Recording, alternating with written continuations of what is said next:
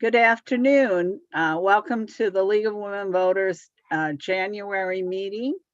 And Maureen Berkowitz, the Chief County Assessment Officer, will speak to us about her job. Go ahead, Maureen.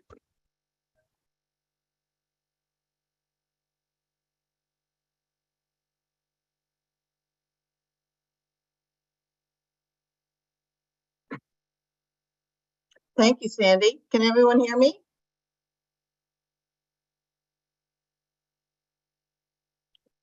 Yes. Okay, people can hear me. Hello, everyone. Happy New Year. I chose this topic because I had to put equalization factors on the 2022 assessments. And I'm going to show you what they are and why I had to do it. It's not the easiest thing to do via Zoom, but it's the most timely thing that I could talk to you about. All 102 counties in Illinois have a chief county assessment officer whose job it is to keep assessed values at 30, as close to possible as 33 1/3% of what they're selling for. We track the sales, and Department of Revenue tracks us to make sure that every county is held to the same standard. If we hit certain statistical criteria, the Department of Revenue will reimburse the county 50% of whatever salary they pay me. And in the 20 years that I have had this position, the county has always received my reimbursement. So we're going to work backwards. I'm afraid I might lose you if I start at the beginning. Some of this can get kind of dry. Maureen, I'm so sorry to interrupt, but I think you're sharing. Oh, there we go. Okay, it just switched to the full screen. Okay. Okay. Yeah, you're good. Good now? Okay. All right. So instead of doing reassessing the whole county every 4 years, Jackson County does quarter quads, meaning we reassess a quarter of the county every year. And the tax code allows for this by county board resolution, which we passed in 2011. So this is nothing new. We've been doing this for over 10 years now. And I divided up the county into 4 equal quadrants. Carbondale is by itself. I looked at population, parcel count, and assessed value to come up with these. And Murfreesboro and Somerset are 1. These 7 make up 1. 2022 was a reassessment year for Bradley, Oro, Virgins, Elk, and DeSoto, all of those that are in purple. Next year in 23, it'll be Somerset, Murfreesboro. 2024 will be Carbondale. So this is the publication that was in the Southern Illinoisan on September 24th. If we change an assessment up or down even $1, we have to send the owner a notice and publish it in the paper. And for those reassessed townships, we are required to publish every single parcel and mail a notice to every single parcel. So that's why in the publication, you might see columns and columns and pages of one township, and then another township, there's only a small paragraph or so, and that's because one was reassessed and one was not. So here are the factors here. This is Carbondale Township. I figured most people in this audience will delve into Carbondale. The factor is 1.0511, which when you move the decimal point 2 places to the right, it's 5.11% is going to be added. So where do these numbers come from? They come from the Department of Revenue. This is the P-Tax 215, and it's a prior 3-year average. You can see in 2019, or maybe I'm doing the wrong, maybe I'm supposed to be pointing at this one. 2019, the median level of assessment was 33.35. Is my cursor showing for everybody? And then in 2020, it dropped to 32.82. And in 2021, it was 28.97. So the 3-year average was 31.71. And if you take 33.33 divided by 31.71, you get 1.0511, which is exactly what the factor is. Can anyone tell me when my cursor is showing? I'm not sure which screen. I'm using 2. And I don't know which one. It's showing now. It's showing now. Okay, I'm going to use this one. Okay.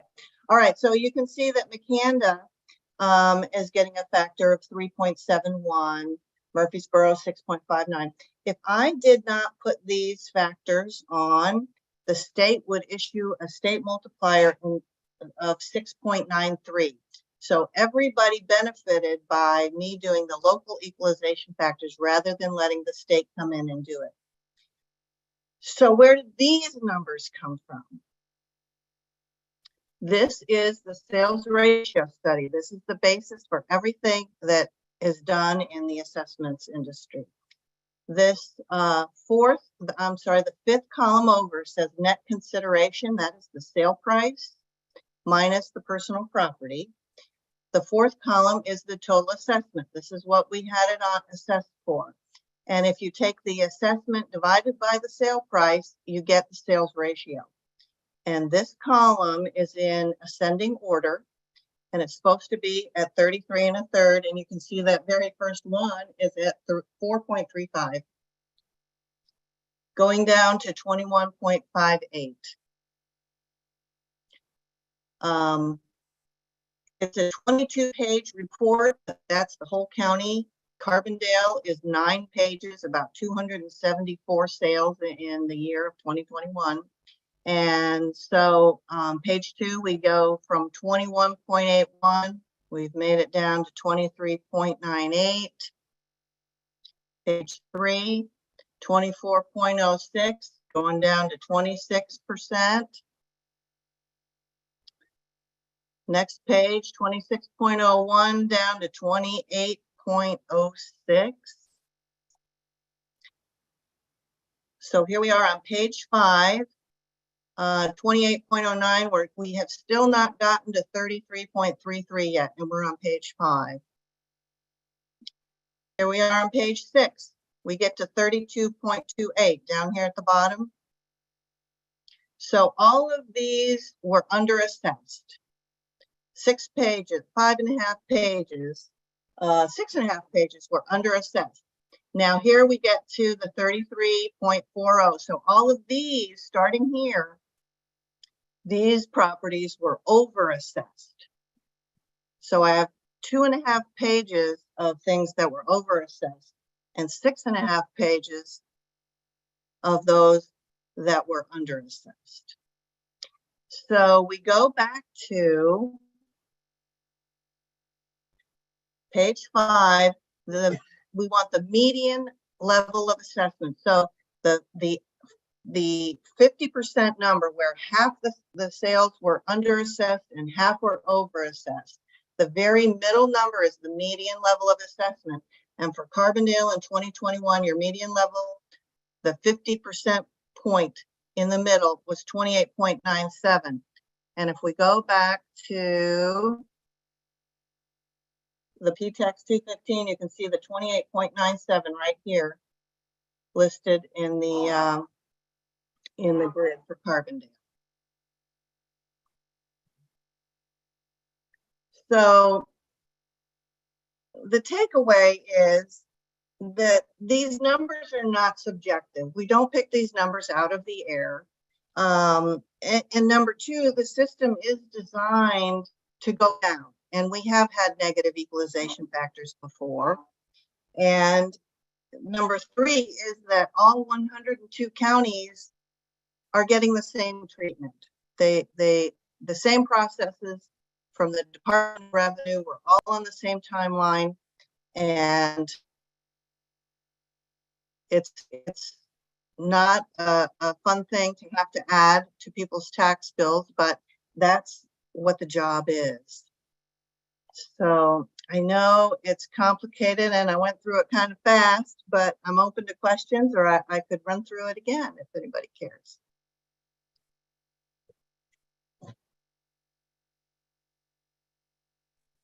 If anyone has questions, you can put them in the Q&A box or the chat, or you can raise your hand and we can unmute you. I will say that on the sales ratio study, we have to have a minimum of 25 usable sales in order to calculate it. If there's not 25, everybody gets put into this all others category. So you can see only 4 of the townships have enough sales to be treated on their own. And there's many reasons why sales get kicked out and don't get used. If the buyer and the seller have the same surname, that sale is not used in the sales ratio study. If the buyer or seller was tax exempt, it gets eliminated. There's a whole page full of reasons. And they give me an opportunity to look at the sales. And usually every year, I maybe find 5 to 7 that I ask them to throw out. And maybe I'll get 5 of them thrown out. If there's any farmland in any of them, you know, that is they're not at market value. So that's a sale that wouldn't be used. So these are the usable sales. And 2021, we had quite a few things sold very high in 2021.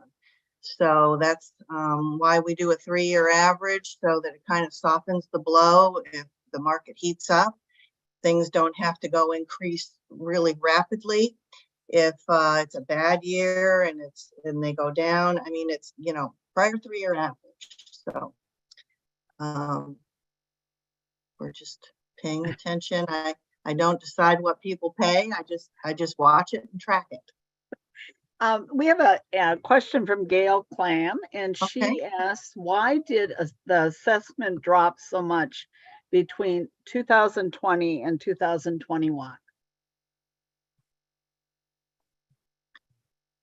Well, that's just the way the things were selling. You mean in 2020, they were 32.82. Yeah, that's because that shows how high everything sold for, because the assessed values did not change, but the sales did. In 2020, things were selling pretty close to what I had them on for. And in 2021, we were shocked to see some of the sale prices that came through. So that's a result of things selling for more. Right. Okay. Linda asks, are residential and commercial sales all included? Yes, even industrial. Ah, okay. Yeah, all sales. Well, except for, you know, like I said, farmland or things that aren't at market value. Right. And then we have an anonymous attendee, and they thank you for this presentation. Oh. Put simply, what does the medium assessment of 28.97 in 2021 tell us? What inferences do you make, and what do those of us lay people see as a result? Well, what it means is that if a house sold for $100,000, I should have had it assessed at $33,333, but I would have only had it assessed at $28,970. So I didn't have it quite up to where it should have been. Does that answer the question? Well, there was a 2-part to that. Was the second part? Oh, just a second now. I bet I lost it. Sorry. Oh, here it said, what inferences do you make? What do those of us lay people see as a result?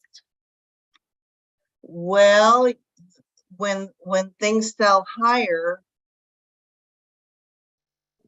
it's good for you that your market value is probably higher than you think. If you're thinking of selling, maybe it's a good time. But you know, is it sustainable? I mean, we'll see what 2022 looks like. But I think 2022 is kind of a strong year as well, and it kind of continues. So we just, you know, my job is to keep the level of assessment at 33 of what they sell for. A $300,000 house should be assessed at $100,000. And if I only have it on for 80 and enough of those things sell, that's how the equalization factors are created. So in other words, then you would have an increase in your taxes that when you get your tax bill. Is that right? Well, all property except for railroads and coal and oil and farm are going to receive in Carbondale, they're going to be 5.11% higher. Well, the taxes are not going to be higher. Your value is going to be higher. But when you increase the value, the EAV, sometimes the rate will drop. So it depends, you know, it's a twofold it's a twofold process to create the tax bill. So it depends on what the rate does. And if the values go up, the rates may come down a little bit. So that doesn't necessarily mean it's a 5.11% increase on your tax bill. That's an increase on your value. And so I had a question. Does that affect everybody, even if you've not purchased property or a house? Oh, okay. Everyone. And is it already in effect? Like, I did notice my mortgage is higher lately, and I think we do like, what's that account where it's? Oh, the escrow. Escrow, yes, it's an escrow. So it's for the year ahead. So it's been higher. So I'm wondering if that's why. Well, I would say that these probably have not been taken into account by your bank or by anyone actually. These are the 2022 assessments, which will be the tax bill you're going to pay in 2023 this summer. So they haven't actually been put on, well, they've been put on at my level, but nothing has been calculated with them yet by the clerk when they've done the rates or the treasurer when they print the bills. So Okay. your mortgage company is probably not taking any of this into account. Thank you. We have some more questions. When you say you should have had the home assessed at X price, you mean the assessor, not actually you? Well, the township assessors don't work for me. They don't work for the county. They are elected and they do the field work. So they turn in the field work to us and we compile it. We punch it into computer software that spits out a value. And then we send that value to the owner and say, this is what it's coming out at. And that gives them a 30-day window to appeal and say, well, I think it's not quite right or whatever. But after that 30 days, then it's kind of set in stone. But I mean, was the question about the township assessors? I mean, I'm not sure I answered that. Susanna, Suzanne, can you clarify that? I think talking to people, I feel that they don't understand what you do versus the assessor. They don't understand that those are two different offices. It works for the township, is paid by the township. And they, like I say, they do the field work. It is up to them to pick up new property, pick up additions, if you built in a garage or if something burned down. But I have been given the legal authority to pick it up if they don't. And some assessors are better than others. I have some good ones. I have some that are not that good. And if I know about something that they didn't turn in, I'm going to put it on. I mean, it's the only fair thing to do for all the rest of the taxpayer paying public. And that assessor is elected Correct. and the township pays their That is correct. salary. That is correct. This is also from Suzanne. How are the assessors evaluated to know if they're doing a good job? They aren't. So they're not evaluated? They are not evaluated. First of all, there's vacancies all over the state because the education credentials are very high. You need 6 classes that have only recently begun to be available over home study and online. You used to have to travel, hotel, meals, mileage, all that, and then you don't even know if you're going to get elected. So, and a lot of them, we only have, out of the 16 townships we have, only 2 of them have full-time assessors. And so most of them are part-time, and the pay is terrible. I think that Oren Virgins, I mean, they might pay $4,000 a year. And, you know, and then your neighbors don't like you because you came over and measured their new garage. And, you know, it's not a popular job. And add that to the education, getting the certificate, the certified Illinois assessing official designation. You know, there's not a lot of people that want to do it. So even the bad ones get to just stay. So do you, the third part of that is, how do you get the same information? Do you do Google Maps and stuff? Is that how you? Oh yeah, we have, well, we have our GIS maps, which on Google, you don't have parcel lines.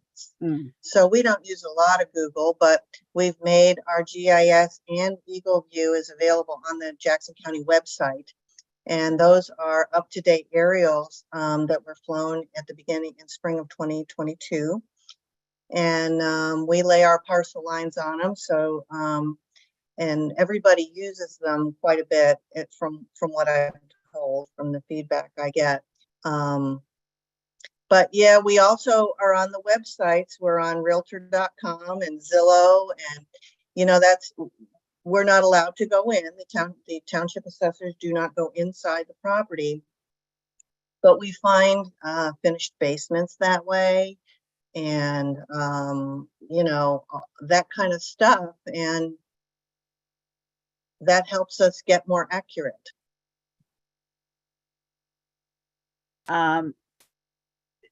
Another question we have, is this why gentrification is such a problem for low-income persons? Gentrification for low income.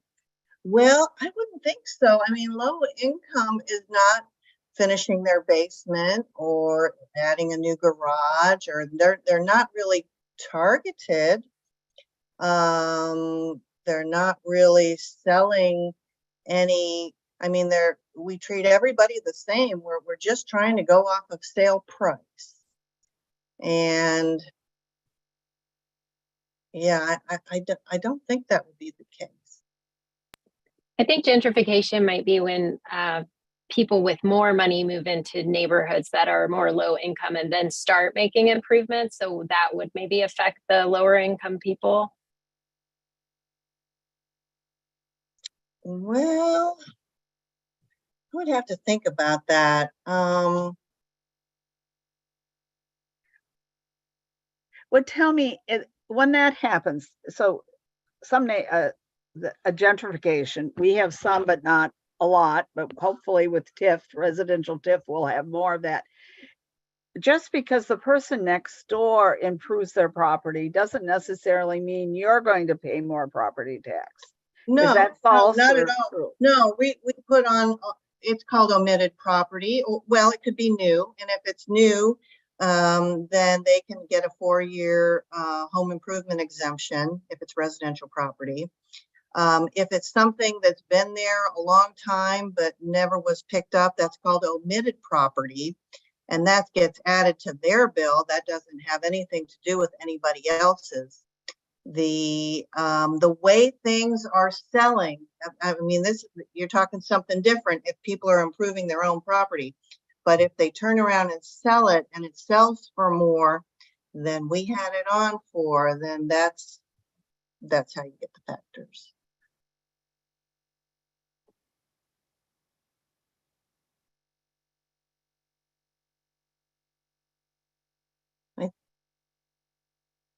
I think you're muted, Sandy. Sorry. Linda, you asked the question, and does Maureen's explanation explain your question? And while she answers that, I'll go on to the next question. Okay. Lauren is thanking you for presenting. Can you explain to us at a high level how townships, counties, and municipalities interact? Well, the counties and the municipalities, we interact only when it comes to TIF or enterprise zone or land divisions. In my case, anyway. The townships, we only in the assessment and valuing of property. That would really be, I mean, that's my only interaction with each of those. And they are each taxing bodies. They each have the ability to set a rate, a tax rate. Well, there are 75 different taxing bodies in the county. And yes, they all set a rate and a levy that is submitted to the county clerk by the last week in December. So I think that just happened. And yeah, so the township has a levy, the city has a levy, the county has a levy. Yes. I mean, the county also has, you know, there's road and bridge and the schools, and, you know, the schools aren't in the township levy, and well, they are in the township levy, and I guess they would be in the city levy too.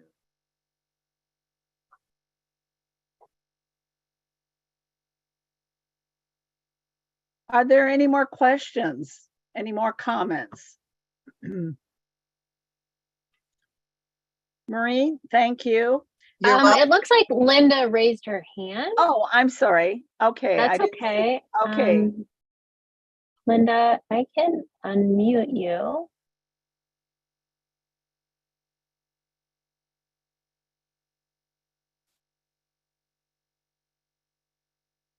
She's still muted, I think. Linda, you would need to unmute yourself and you would be able to talk if you would like. Okay. All right. Is that it? Yep, we can hear you. Yes. Maureen did answer my question. The tax effect in gentrification is only after the sale is made. I guess I was confusing that with the fact that I'm not sure, but what I was confusing it with, but when I guess it's that landlords or developers that are doing gentrification are forcing people that are low income to leave the area and find another place to live. I guess I was confusing. Well, you know, I'm not sure we have a lot of that in Jackson County. No. We don't have a lot of new building, haven't lately, and certainly we're not like areas of Chicago where they're tearing down old little houses and putting up big McMansions. So I don't see a lot of that here. Yeah, no, I was thinking of it in terms, it's often in the news talking about California cities or other big cities. So, but I do have a question. Can you talk about this levee district that is along the river where there's an extra tax for certain farm property to, I guess, to pay for? Well, there's two levee districts, Fountain Bluff and Grand Tower, and all those that are protected by that levy are assessed by court order a special assessment every year they have to pay because they are receiving protection from that levy, and that levy needs maintenance. So that is something that it's flat fee that is and sometimes it's a per acre price, but it's added on at the county clerk's level. And that money is to improve the levy? Maintain it. Maintain the levy? Yes. So is that adequate? Probably not. And is it being used that way, or? Oh, yes. Yes, absolutely. It is. They've done a lot of work. They had a lot of sinkholes in the last couple of years. Then I think that the levees are in pretty good condition right now. But in a way, we all benefit from the That's levies, but only the adjacent landowners have to, that get flooded, I guess, get to pay. Right. Thank you.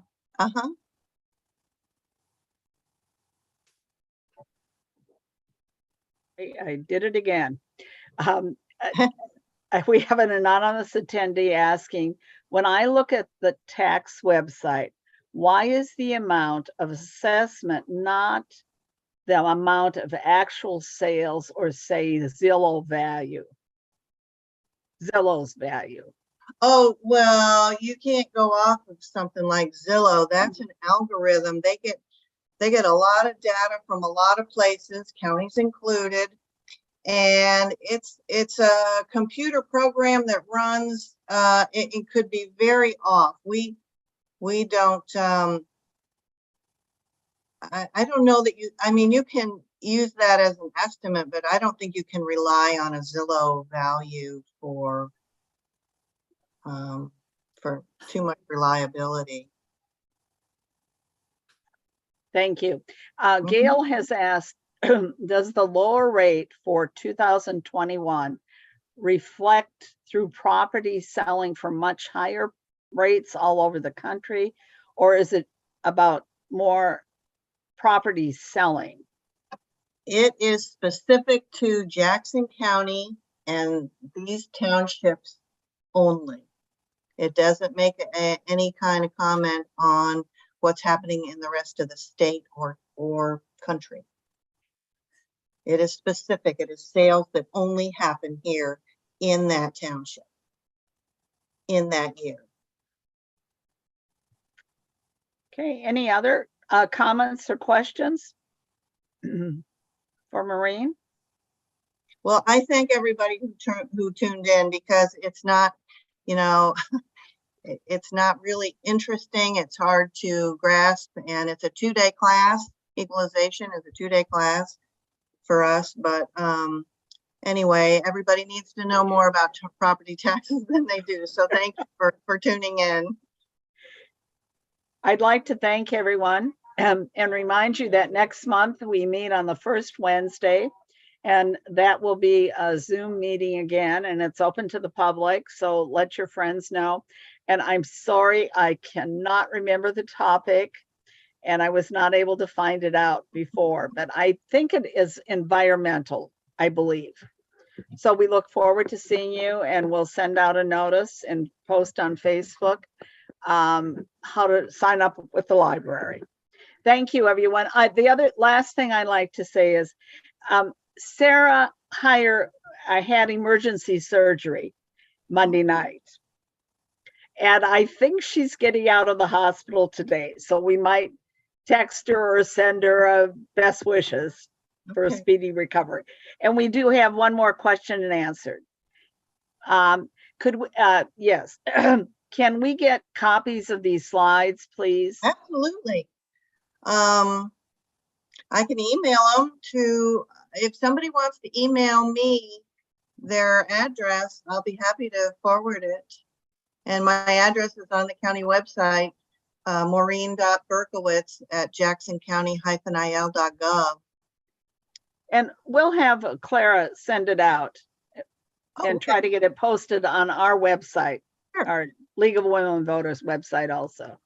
I Okay, could post it on the library's blog as well on our website, if you don't mind, Maureen, just with Sure. a little link to the presentation. that'd be fine. Okay, great. And I'd like to remind everyone that this will be on the library's YouTube channel.